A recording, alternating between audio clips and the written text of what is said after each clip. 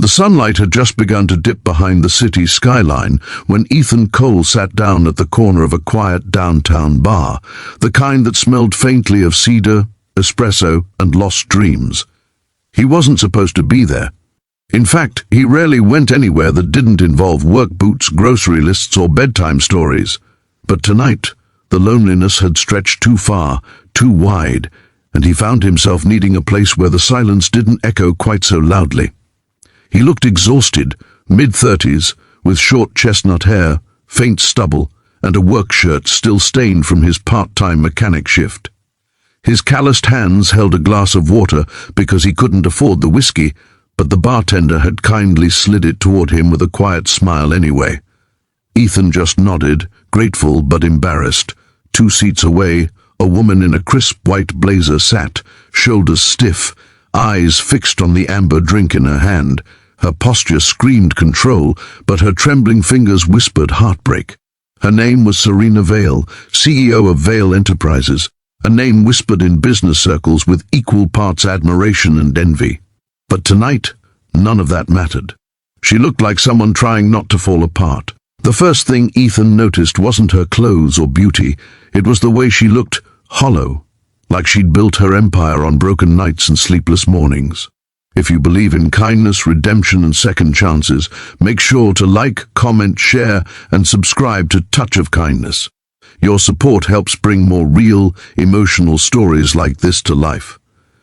Ethan didn't speak at first. He'd learned that silence was sometimes the most respectful thing you could offer a stranger. But when the woman beside him sighed softly, a sound that carried years of exhaustion, he turned his head slightly. "Tough day?" he asked gently. Her lips curved faintly, not quite a smile. "Tough year." He chuckled lightly, glancing at his own reflection in the bottle display. "I get that." Serena turned to him then, eyes sharp blue, though dulled by fatigue. "You don't even know me." "Don't have to," he said simply. "You just look like someone who's been pretending everything's fine for a long time." That made her go still. Nobody ever said that to her. Not her employees, not her board members, not even the people who called themselves her friends. They all saw confidence, success, power, not pain. They talked. Just small things at first, weather, work, the city. But as the minutes passed, the invisible walls between them began to crumble. Serena found herself telling him about her late nights, the pressure of leading thousands, the guilt of having no one to go home to. Ethan listened quietly, never interrupting, only nodding at the right times. When she asked what he did, he laughed softly. "Right now? Fixing cars and raising a 7-year-old who thinks I'm a superhero. But between you and me, I'm just trying not to mess it all up." That line made her laugh, really laugh, for the first time in months. And something in that laughter cracked open a door in both their hearts. They sat there until closing time. No flirting, no numbers exchanged, just 2 souls sharing borrowed peace before returning to their storms. As they left, Serena hesitated near the door. "Thank you," she said softly. "For what?" "For not asking for anything." He smiled, hands in his pockets. Sometimes people just need someone to listen. She nodded once and disappeared into the cool night air.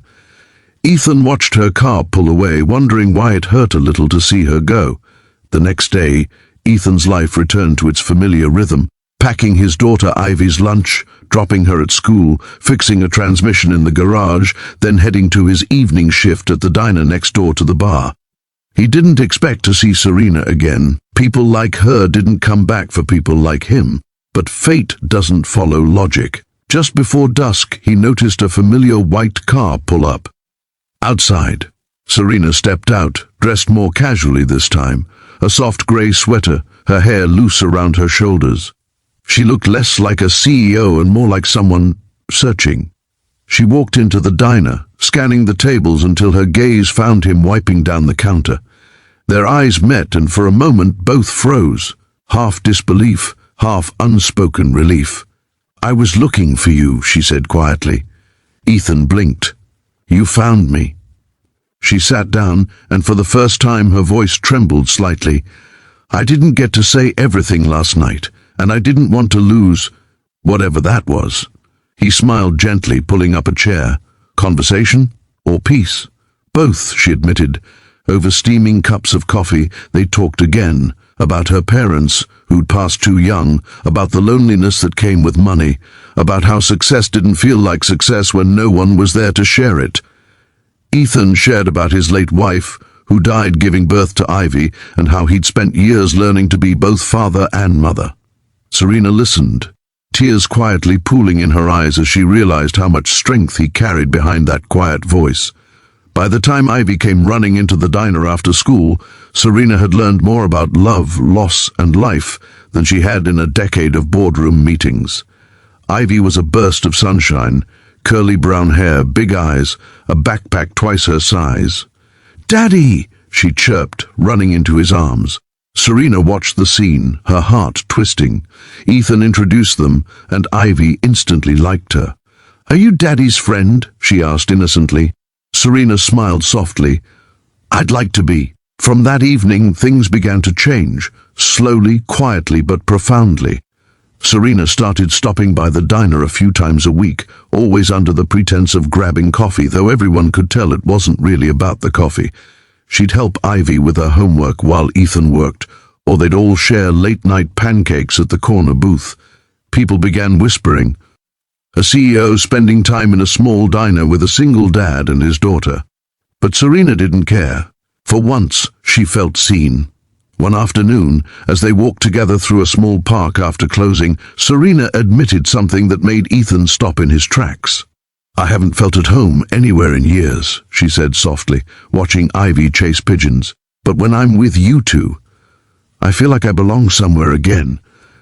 Ethan looked at her, the sunlight catching the strands of her hair. "You do," he said simply. That night Serena couldn't sleep.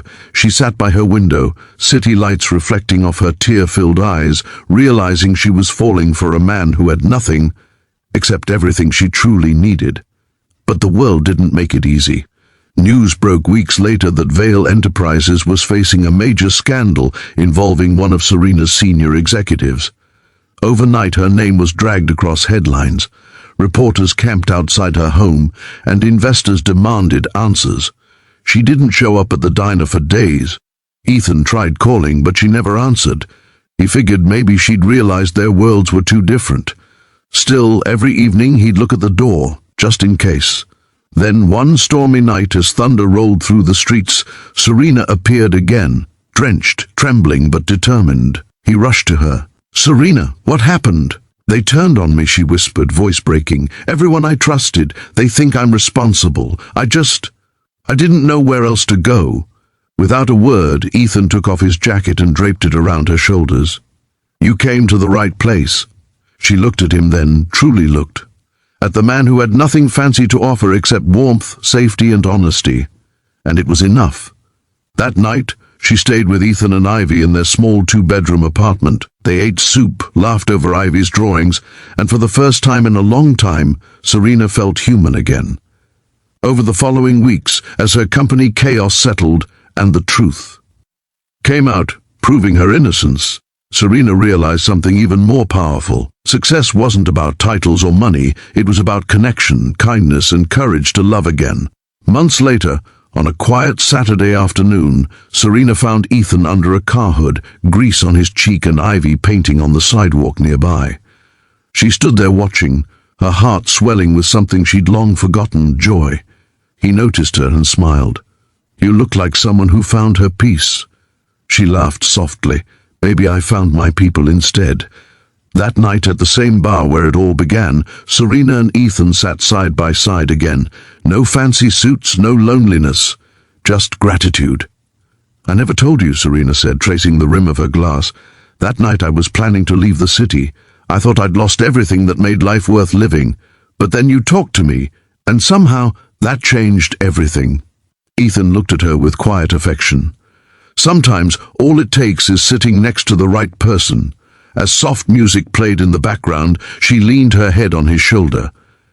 Outside, the city lights flickered like distant stars, and for the first time, both of them felt like they were exactly where